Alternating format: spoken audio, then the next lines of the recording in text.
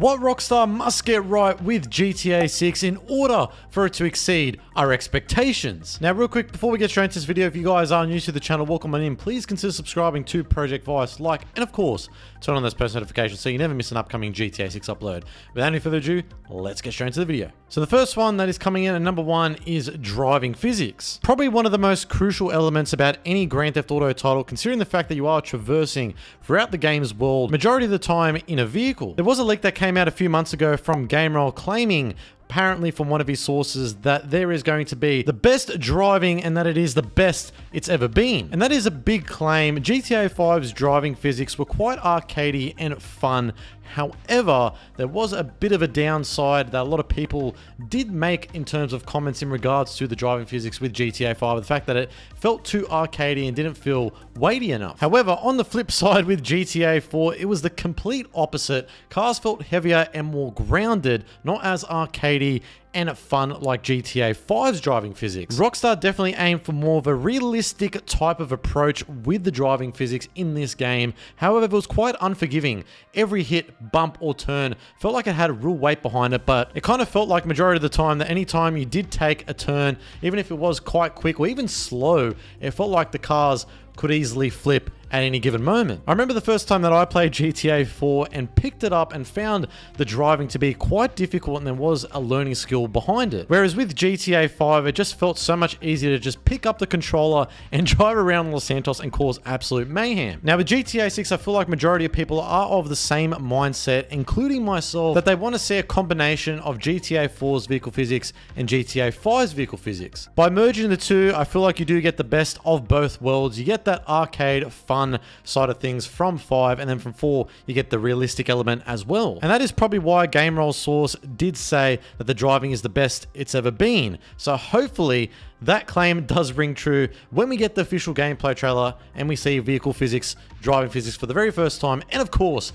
once we actually play the game for the very first time. Now, the next thing Rockstar must absolutely get right with GTA 6 is improving the police and wanted system. This is one of, if not the most crucial element to get right in GTA 6. Rockstar really needs to ensure that this aspect is most certainly covered in all areas. Now, I've mentioned numerous times here on the channel that the September 22 leaked footage and files have shown us that Rockstar is really working on improving this aspect. A lot of us do know that in GTA 5 how brain dead the police were in this game. I mean, the fact that they just rush in and try and take you down, there's no real sense of intelligence about them. Based off what we know, it really does seem like in Grand Theft Auto 6 that they are going to be much more smarter, waiting outside for you to come out to take you down. And the most notable example of this is the Hank Waffles robbery video featuring Lucia and Jason. And some information in the leaked files does outline saying, in relation to the witness system and police recognition, that in the Hank's Waffles robbery video, you see under the wanted level stars written full description, which implies that the witnesses have a full description of you, that being the police. Once Lucia enters the police vehicle, you can see written no vehicle description, which quickly changes to full vehicle description, which suggests that the police have a full description of your vehicle, as well as a text prompt on the top left of the screen saying any vehicle you were seen entering will be known by the law. And I suspect this is similar to Red Dead 2, where the lawmen go and search for you after you commit a crime. And if you end up going too close to them and they see you walk past, then that will restart the wanted level. Now, in terms of police AI, that apparently has been improved quite drastically.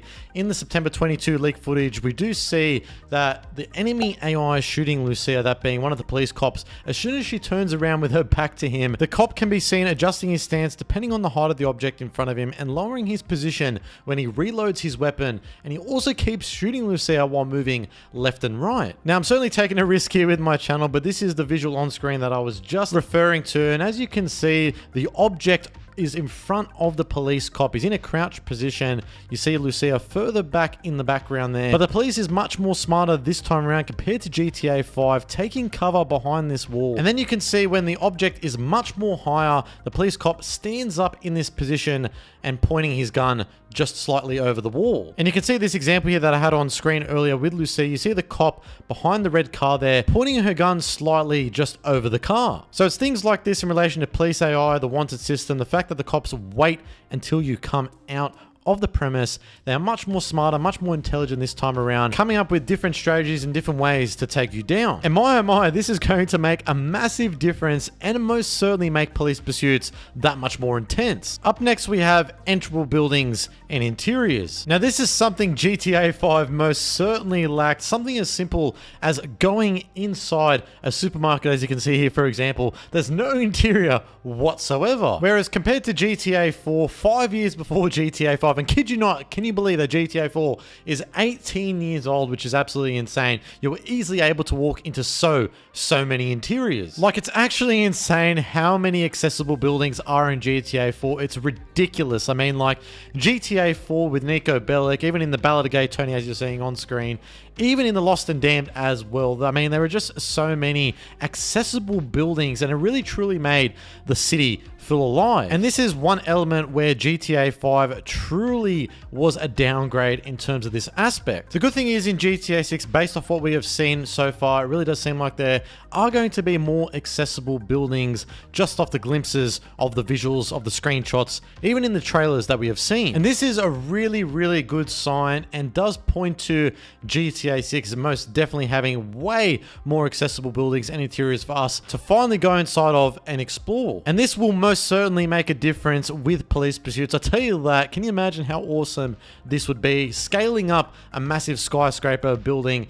and then having the cops trying to tail you down, going up escalators, elevators, trying to chase and take you down. This will make everything so much more thrilling from this perspective. And you may not know what may be around the corner. Maybe it might be some type of random event that may be triggered. Something that you can't trigger outside of a building and you have to actually go inside, explore, and then the event gets triggered. This could be really cool from another gameplay perspective because this will definitely open up so many more things, even for like Easter eggs as well. Could you imagine going inside a building and then seeing some type of Easter egg that Rockstar has placed there? Think back to the Scarface crime scene in that hotel that you go to in GTA Vice City and how crazy that was spotting it for the very first time. It's things like that that we love about Rockstar Games titles. The fact that they put their own little twist on things, their own little parodies, their Easter eggs that they put, it just makes everything so much more interesting and so funny as well, and even immersive at the very same time. So hopefully Rockstar does nail these aspects in GTA 6. They must get these elements right in order for it to not only exceed our expectations, but to also as well offer something that we have never seen before. So hopefully Rockstar does deliver on this date on November 19th, 2026, and we see the biggest launch in entertainment receive the best treatment. But anyways, guys, that does leave it there for today. If you went on to enjoy this video and found any informative value, please consider subscribing to Project Vice if you haven't already. Like, and of course, turn on those post notifications so you never miss an upcoming GTA 6 upload. And also, this is the last video of 2025. Can you believe that? Pretty insane to even fathom, and that we will be in the year of GTA 6 come next year. It's so surreal to even say that. It's pretty crazy that even coming out of my mouth. I wish you all the best for the new years ahead and all your dreams and wishes come true. But anyways, guys, I will see you in the new year ahead. Make sure to stay safe. Have a great day, and I am out.